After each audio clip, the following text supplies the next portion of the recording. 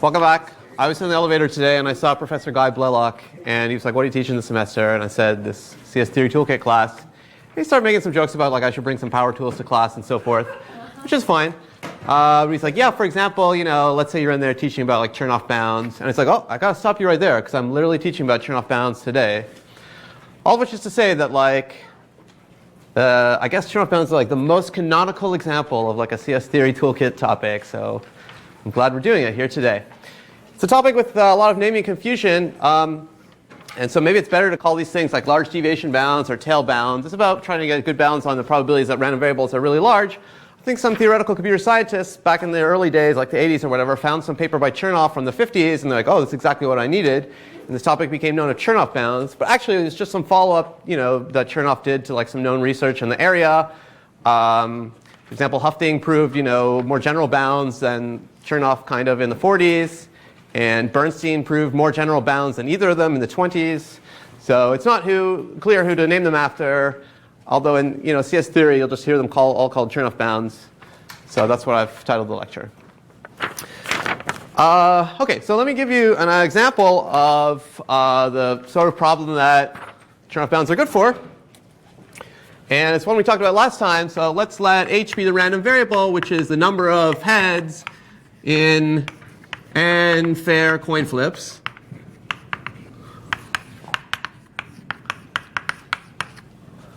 Okay, it's a binomial n comma 1/2 random variable. And one thing that we saw last time is you could analyze, the probability that this random variable is larger or smaller than something using this Barry-Assayan theorem, which is a sort of version of the central limit theorem that actually gives you error bounds, which is good. So for example, it would imply that the probability that this number of heads is at least n over 2, that's the mean, plus square root n over 2 times t. This is the standard deviation, remember? So this is like saying the probability that the number of heads exceeds its mean by at least t standard deviations is approximately this complementary CDF of a Gaussian at parameter t. Remember the picture here, this is the Gaussian PDF. And the probability mass out here from t to infinity is the probability that a Gaussian exceeds t is written like this, phi bar of t. And I mentioned last time that the asymptotics of this are that it's asymptotic to the PDF of a Gaussian at t divided by t.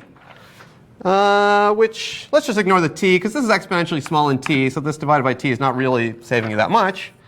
This is at most 5t, assuming t is greater than or equal to 1, and we'll generally be considering quite large t.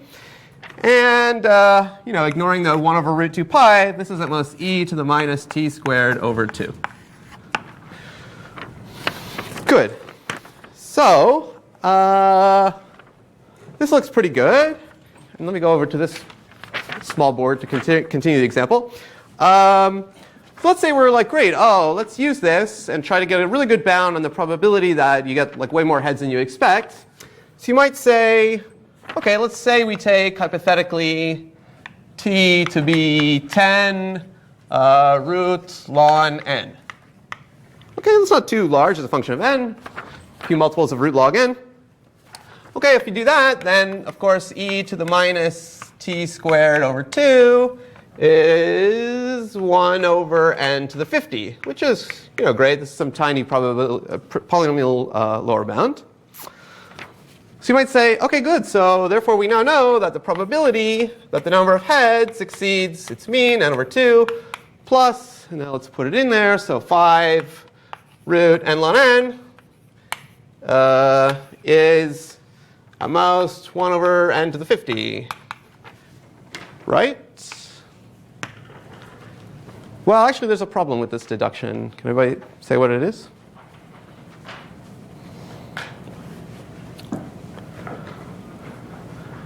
I haven't written anything that's wrong, but yes? You leave a bound on one side.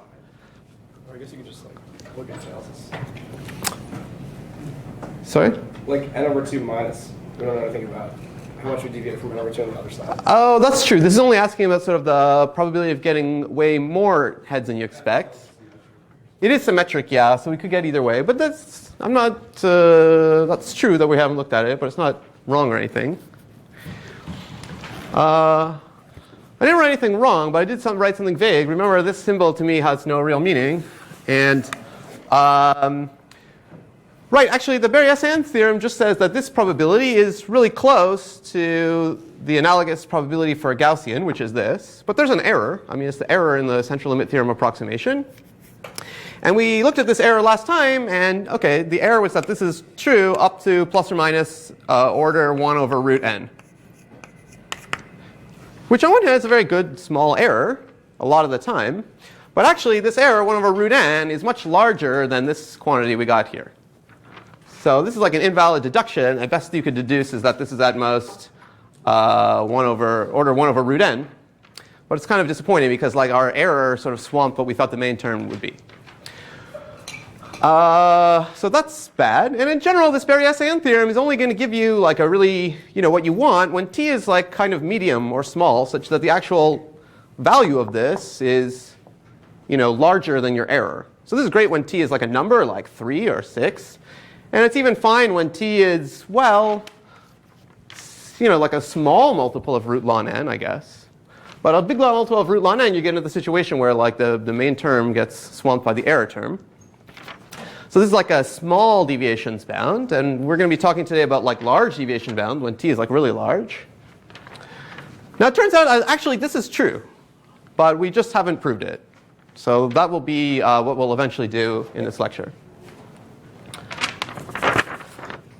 OK. But before we do that, we're going to spend some time proving simpler things, because Chernoff bounds and their related inequalities generally apply to the situation when you have a random variable which is the sum of many independent random variables, which is the case in this coin flipping example. And that's a very special kind of random variable, a sum of many independent random variables. And you use that specialness to get like excellent upper bounds on the probability that the random variable deviates from its mean. But sometimes you just have like some random variable that is not as nice, or you have less information about it, and you still want to bound the probability that it's far away from its mean. So I will start this by going over like techniques you can use to try to prove such things for general random variables. And the general philosophy of this little introduction to bounding random variables is that like the more you know about the random variable, the better bounds you can prove, which is natural. Random variable, better bounds you can prove. So let's start with round 1 of this idea, where you know almost nothing about the random variable you're trying to analyze. You're trying to prove that it's rarely far from its mean, when you literally only know its mean. Okay, and that's sometimes all you can get if you have like a complicated random variable.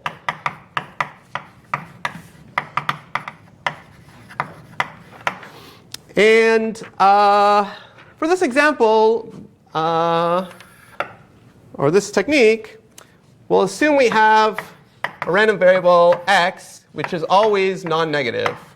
Okay? And you know something about its mean.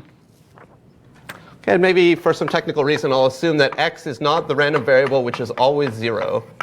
It's a ridiculous random variable anyway. So does somebody know the name of a tool or an inequality you can use in this situation where you have a non-negative random variable and you know its mean? Yes? Markov inequality? Right, thank you. What's your name? Matthew. Matthew, thanks Matthew.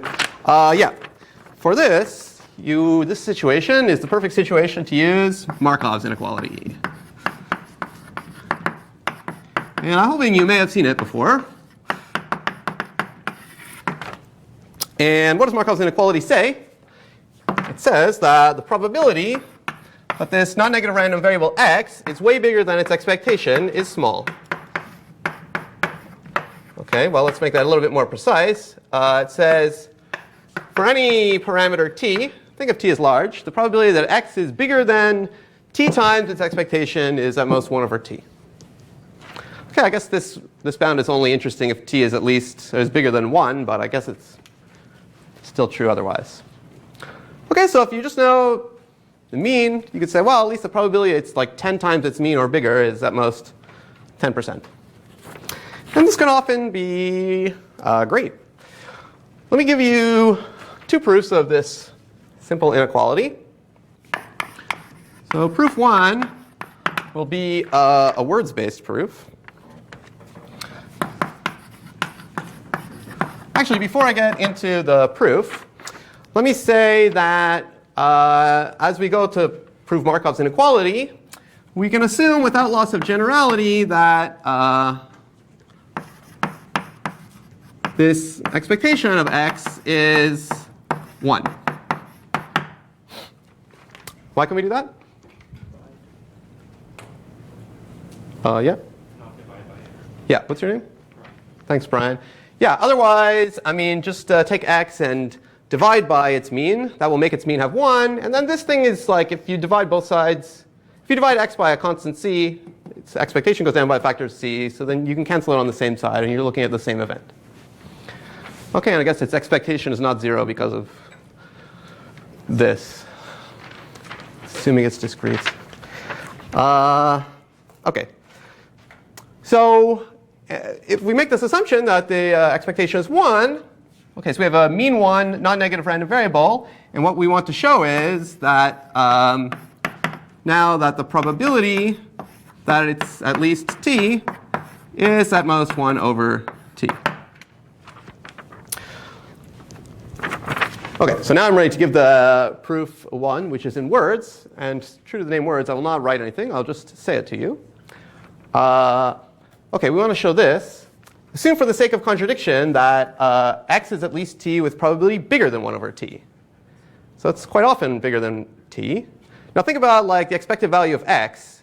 We already know that it's probably bigger than 1 over t. It's at least t. So that already contributes more than 1 to the computation of its expectation. And it's not like there's nothing negative to worry about, because x is always non-negative. So like you've already, from the contradiction of this, or the opposite of this, deduced that its expectation is more than 1, a contradiction. OK, so hopefully you caught that. If not, then perhaps you'll prefer proof 2, which is pictures. And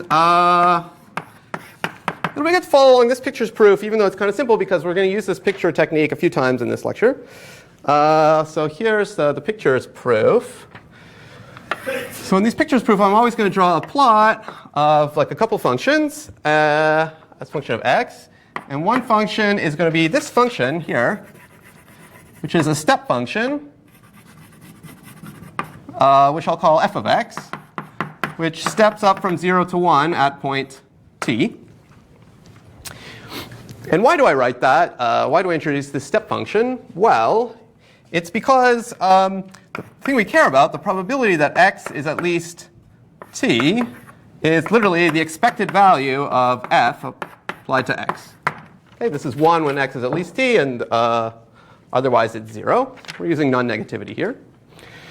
And we're trying to shoot for an upper bound. So let's put another function above this, and we'll choose a very simple function, a linear function. Call that g of x. And what is this linear function which is above this step function? I guess its g of x should be x over t, right? Because that'll be 0 at 0, and it'll be 1 at t, and that's good.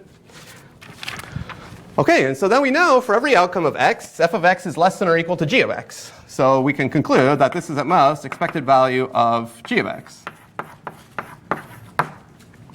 But now it's easy to compute expected value of g of x. This is expected value of x over t, which is expectation of x over t, which by our assumption is 1 over t.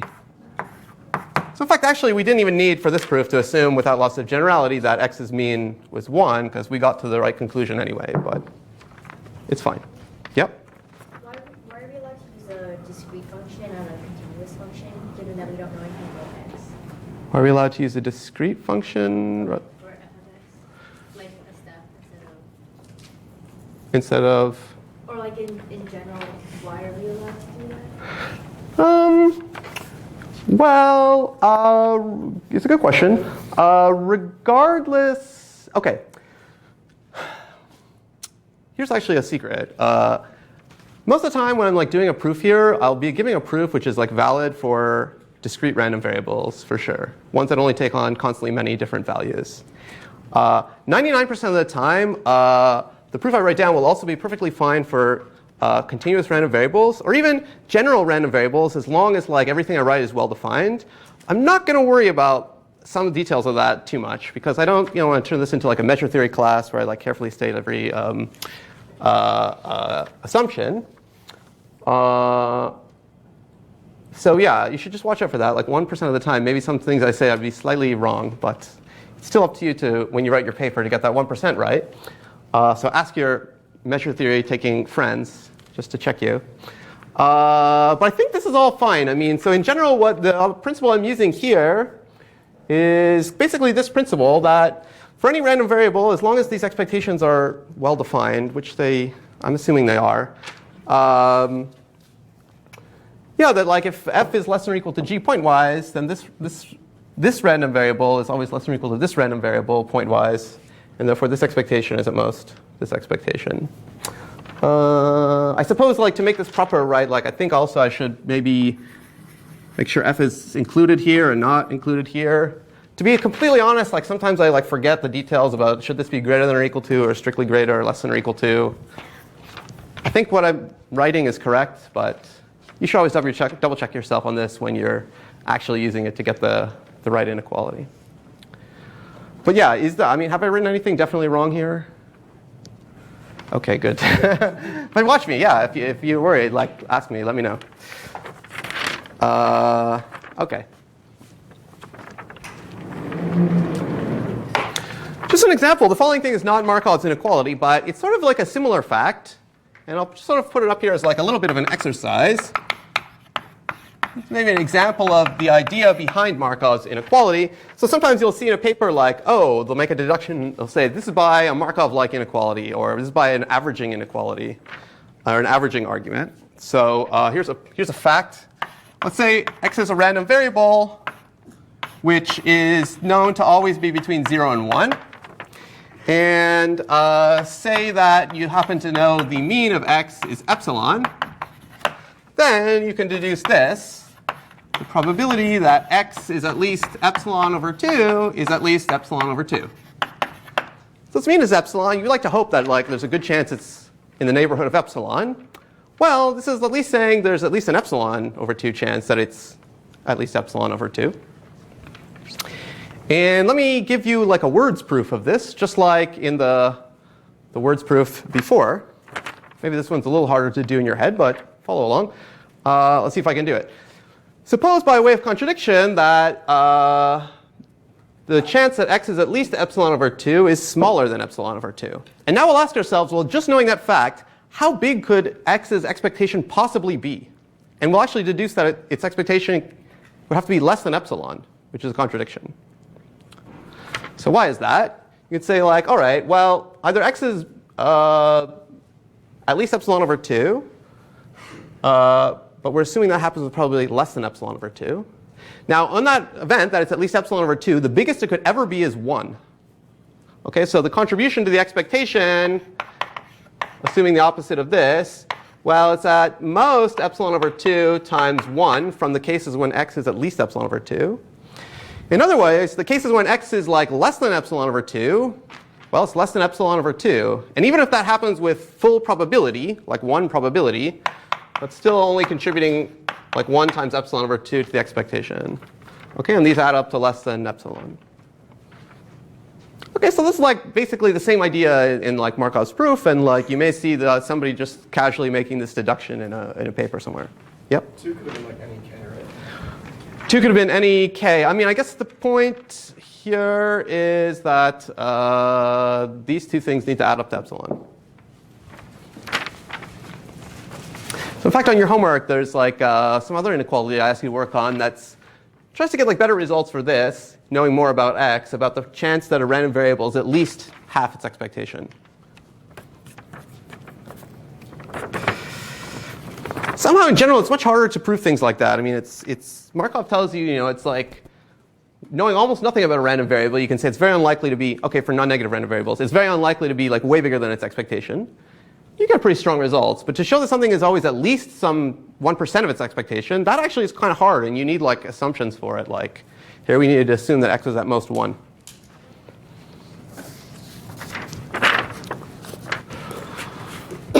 Okay, so that's bullet point 1. Like if the only thing you know about a random variable is its mean, well, you should try to use Markov's inequality. All right, bullet point 2. Let's say that you now know a little bit more. You know the mean and the variance.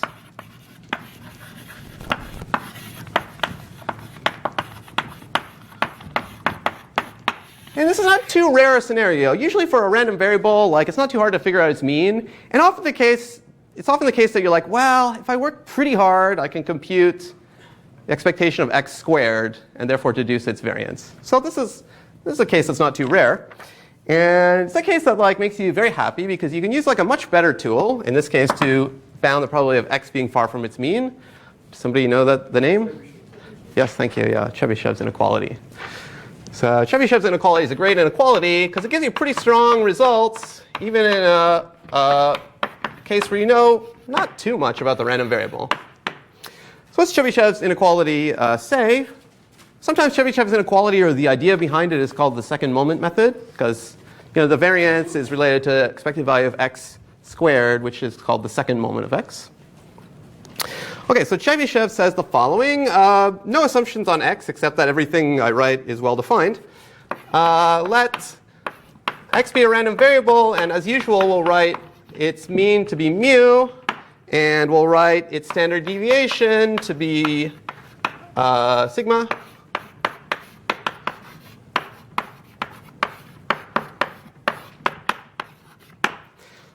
Okay, and maybe to avoid trivialities, I'll assume its standard deviation is not 0. Then the probability that x differs from its mean by more than t standard deviations is at most 1 over t squared. That's what it says.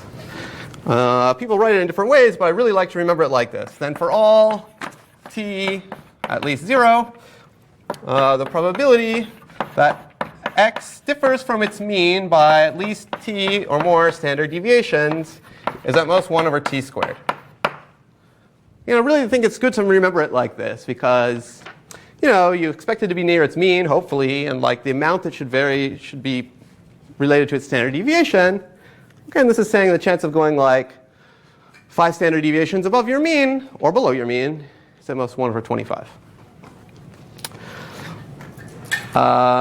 Okay, so let's prove this, and we'll prove it in 2 different ways again. And for this proof, we're again going to start off with some without loss of generalities. So let me leave this as like a little exercise, I suppose, but I'll say some things about it in words. Without loss of generality, we can standardize x.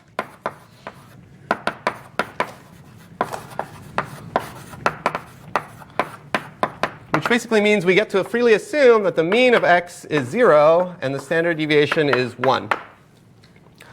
Okay, in words, it's because if you subtract a constant from x to make its mean 0, well, it gets subtracted from both places here, so it doesn't really change what's going on, and it doesn't change the variance.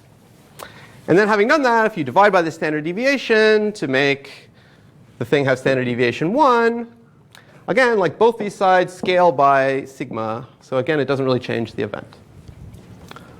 Okay, but if you want to think about that a little bit more carefully on your own time, then go for it.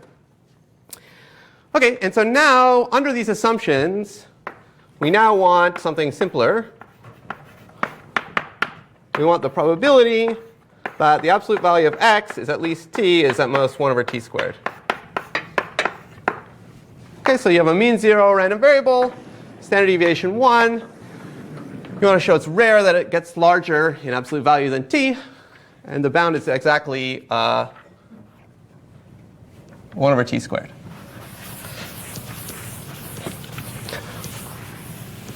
Okay, so again, I'll show you 2 proofs of this. Proof 1 is you use Markov's inequality in a black box fashion.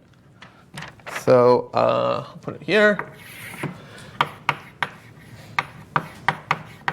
And this is another common technique in bounding random variables. Like you care about a certain random variable x, and a probability of it doing something, you look at a function of x, use Markovs on that, and somehow like magically get a better bound, assuming you can compute the expected value of the function of x. And the function is basically going to be x squared in this case. So the idea is we use Markov's inequality on the random variable x squared. Okay, one good thing about this is it's definitely a non-negative random variable, so Markov applies. And now the event that we care about, that x in absolute value is at least t, another nice fact is that it's equivalent to an event involving x squared, this event. And now we can try to use Markov to bound the probability of this event.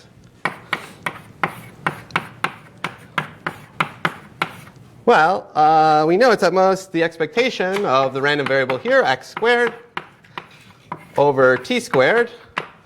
Okay, and that's looking pretty good because the expected value of x squared, it's basically related to the variance, so we can just compute it. So expected value of x squared is sort of by the definition of variance equal to the variance of x plus the expectation of x squared, which by our assumptions is 1 squared minus 0 squared, which is 1.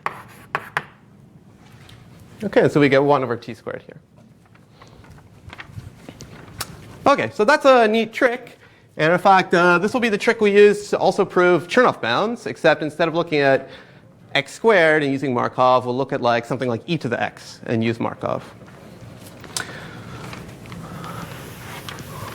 But before we get there, let's do another proof by pictures. And it's the exact same idea. So let's see if I can hilariously draw it. Let's extend this axis here. And let's remove this g of x, because I'm not going to use it. I'll use something different. But first thing, I want to come up with a function such that the expected value of f of x is equal to the thing that I care about, which is now probability that absolute value of x is at least 1. So what I'll do is I'll look at this indicator function of being at least 1. So now I'm looking at a function on the whole real line. It goes from like this. This t is now 1. Okay, and that's my f of x. And so it's indeed true that now f is the indicator of absolute value of x being at least 1. And now I can fit literally any function I want, g, which is above this f function. As long as I can compute its expectation of g of x, then I can derive great results. And so, again, the main thing I know about x is I now know I can understand an expected value of x squared, which leads me to want to fit a parabola here. So let's do that. Let's let g of x be this parabola. Let's assume that I hit there. And I guess this will be the parabola. Well, I guess I can just put 1 here. G of x is equal to x squared. In fact, if I just set this to be t more generally, I would directly prove Chebyshev. But let me leave it like this. So then expected value of g of x is expected value of x squared. Wait, something funny is happening.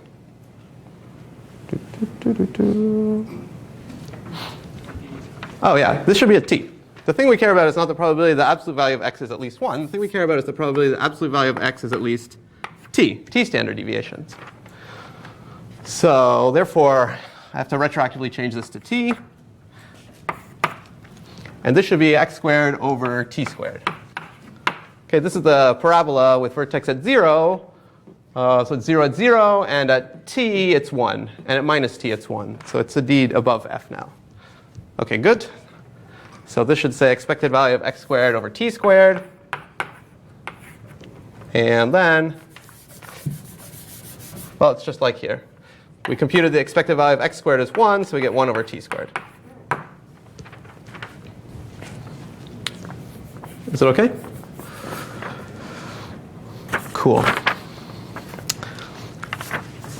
Great, so that's useful. Let me also just take this opportunity to mention a problem which is on your homework, which is basically you use Chebyshev's inequality to prove this.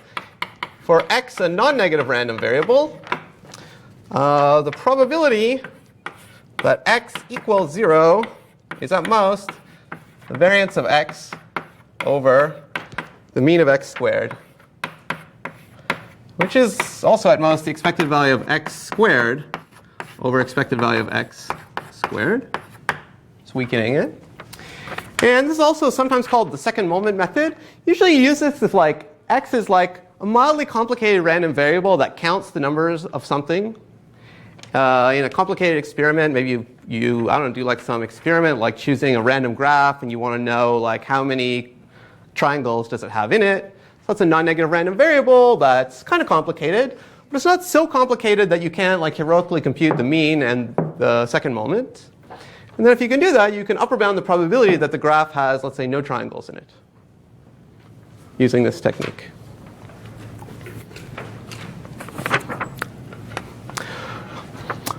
Okay, so let's move on to scenario 3. So now let's assume we're in a much better case where I'll write it over here.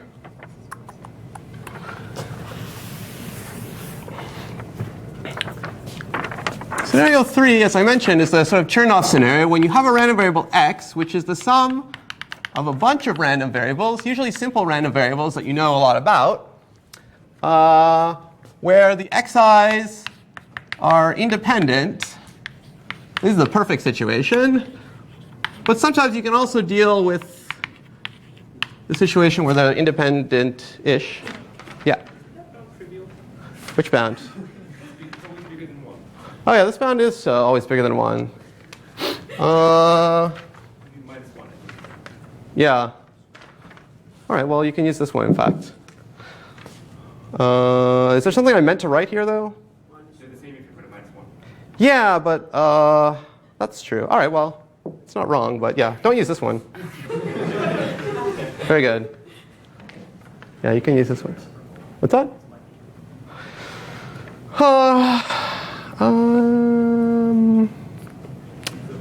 I don't think so. Well, you'll find it on the homework anyway. In fact, you'll even see a better bound on the homework. Better, well, definitely better than this, but also better than this. Thank you, though. Good. Okay. Great. So this is a great example. This coin flip example. Well, let me just write it again. H. This is the coin flips. Xi is 0 or 1 with probability half each. And we assume the coin flips are independent. Okay, so now I want to actually, for the sake of illustration, really focus on this event, just as an example. How can we get a good bound on the probability that the number of heads is above its mean by 10 root ln n standard deviations? Let me just erase this so we don't get confused. I'll rewrite it over here. What can we possibly say about probability? H is at least n over 2 plus 10, well, let's write it like this. Root n over 2 times 10 root ln n.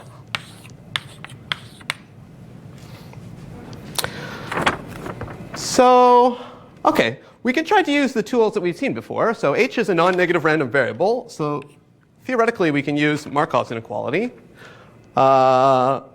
That's very bad, though. If you use Markov's inequality directly, you'll get like a ridiculous result, like this probability is like at most 1 minus something that's like root ln n over n. Maybe over root n. This is ridiculous because, I mean, definitely this probability is less than a half. Because, by symmetry, it's equally likely to be below or above n over 2. So this is ridiculous. If you just use Chebyshev, you get something that's like not too bad. So for Chebyshev, you should sort of rewrite this like this. This is for the particular random variable h, it's asking about the probability that h minus its mean is at least 10 root ln n standard deviations. And so Chebyshev tells you that this is at most 1 over 100 ln n, which is true. And it's not terrible. It goes to 0 as n goes to 0, or n goes to infinity. But it's not amazing because, as I mentioned at some point, yeah, the truth is that it's more like 1 over n to the 50. So it actually goes to 0 polynomially fast, not logarithmically slowly. So you still might give this one a frowny face.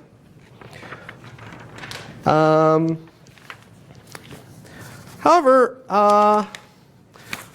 let me briefly mention some scenario in which similar in which you would use Chebyshev's inequality.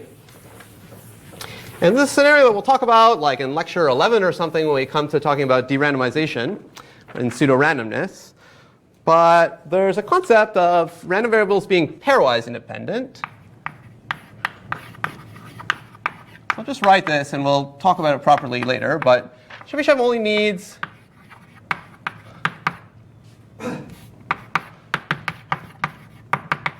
pairwise independence in this kind of scenario. And what that means is you don't, in this scenario, you don't need to assume that the coin flips are all mutually independent. If they, for some reason, have the property that any two of them are independent, even though they're not like all independent, you can still use this Chebyshev inequality.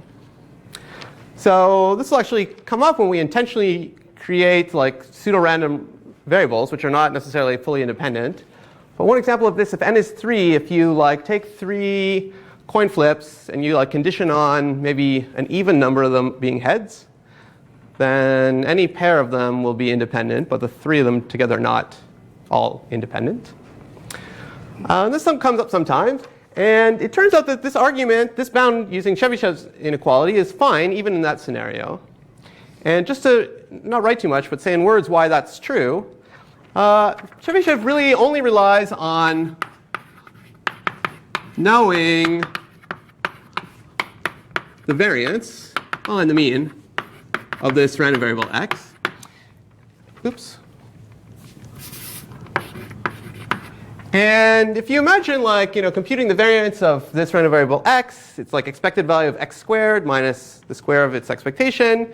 Expected value of this thing squared, you open it all out, you get like a sum of expectation of xi, xj for like many pairs xi and xj. And as long as any pair of them are independent, you can convert that expected value of xi, xj into the product of the expectations. And therefore, the calculation would be the same as if they were all mutually independent. And therefore, OK, we'll talk about this in more detail later. But I just want to bring it up now. And that's that Chebyshev is like the best thing you can use in this scenario where you only assume pairwise independence of the random variables. And these things like Chernoff bounds will actually rely on the fact that all the random variables are fully independent, or mostly independent.